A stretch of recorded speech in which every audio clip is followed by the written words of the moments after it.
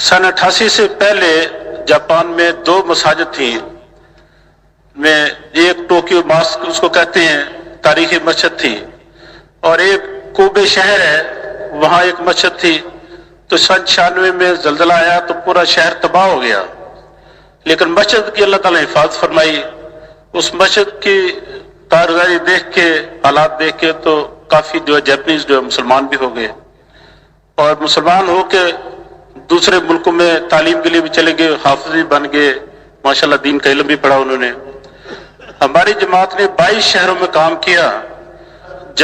Indonesia के साथी सबसे ज्यादा जो है काम करने वाले हैं वहां पे, और खरूज भी सबसे ज्यादा इंडोनेशियन साथियों का ही है। बाकी बांग्लादेश के साथी बहुत ज्यादा मिले वहां पे, कॉलेज यूनिवर्सिटियों में भी काफी गश्तें हुई, और वहाँ काफी तादाद में इंडोनेशिया के और श्रीलंका के, बांग्लादेश के जो स्टूडेंट वहाँ तालीम हासिल करने के लिए आते हैं, कोई PhD करे। लेकिन पाकिस्तान के वो इक्का दुक्का कहीं कहीं तालिब इल्म मिलते थे। तो अल्हम्दुलिल्लाह शरीयत बाशरा और सुन्नत के मुताबिक दाढ़ी और नमाजों का एहतमाम यूनिवर्सिटियों में भी, और कई यूनिवर्सिटियों में दावत की फिजा ऐसी बनी है जापान के अंदर कि वहाँ उन्होंने अपनी मस्जिदें बना ली, छोटी छोटी मस्जिदों का माहौल, नमाजों का माहौल, अजान दे के नमाज पढ़ना, और काफी जमात के जाने से उनकी हौसला अफजाई होती है और उनके काफी जज्बात बनते हैं। जमात जहां भी गई साथियों ने अल्हम्दुलिल्लाह बात भी सुनी, और जो नमाज नहीं पढ़ते थे उन्होंने भी हमारे साथ चल के नमाज ही पढ़ी, और सहरोज़ी भी हमारे साथ लगाए। हर मस्जिद तकरीबन सहरोज़ी की जमात तो निकलती रही। तो हमारी जमात को 2 जोड़ जो हुए उनमें शिरकत का मौका मिला, और साथियों ने बातचीत भी की, और नगद जमातें वहां से वसूल हुई। जापान के अंदर जब हमने काम किया तो हमें अपनी ही कमजोरियां मुसलमानों के अंदर नजर आई। जापान के जो लोग हैं उनके अपने असूल पक्के हैं, जिनके मुताबिक वो जिंदगी गुजार रहे हैं। किसी से वो फालतू बात नहीं करते, कहीं ऐसे खड़े नहीं मिलेंगे जैसे हम चौकों पे खड़े हो जाते हैं, चौराहों पे खड़े हो जाते हैं। उनके पास इतना वक्त नहीं होता। झूठ बोलना बिल्कुल नहीं जानते, साफ सफाई पसंद लोग हैं। उनके घरों में सफाई और लेटरिन, उनकी गुसल खाने इतने साफ सुथरे, अल्हम्दुलिल्लाह ऐसे जैसे किसी ने पहले इस्तेमाल ही नहीं किया, इतनी सफाई के एतबार से इतनी। और रात को जल्दी सोने वाले हैं, अगर कोई उनकी गली में खड़ा हो, कोई शोर कर रहा है या ऊंची बात कर रहा है तो फौरन पुलिस को टेलीफोन कर देते हैं। पुलिस आती है तो फिर उनसे मुज़ाकरा करती है, भाई ये चले जाओ, आपकी वजह से इनकी नींद खराब हो रही है, सुबह इन्होंने काम पे जाना है। वहां वो जिस्मानी सजा की जो है बिल्कुल इजाजत नहीं है, ना किसी को पुलिस मारती है, ना कोई वैसे अगर कोई जुर्म करता है तो उसको पकड़े बंद कर देते हैं बस, उसके अलावा और कोई सजा नहीं होती वहां पे।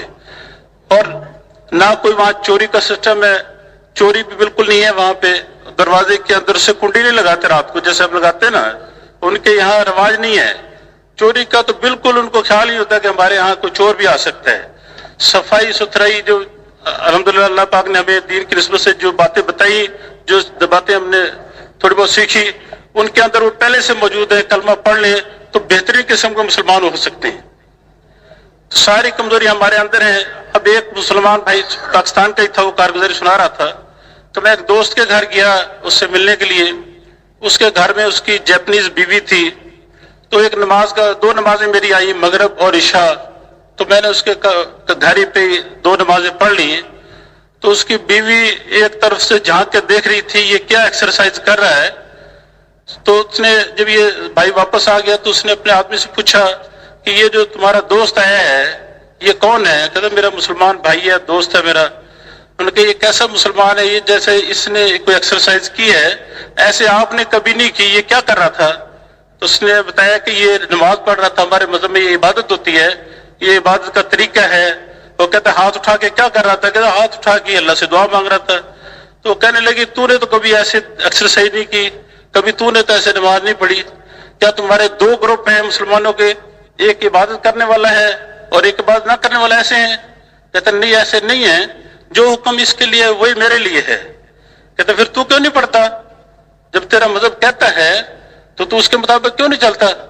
तो वो तो लोग ऐसे हैं जो उनके बाद सामने बात आ जाए वो उस पर फौरन अमल करते हैं। जापान वाले उनके अंदर ये अल्लाह ने सलाहियत रखी है, उनको पता लग जाए ये बात है फिर अमल शुरू कर देते हैं।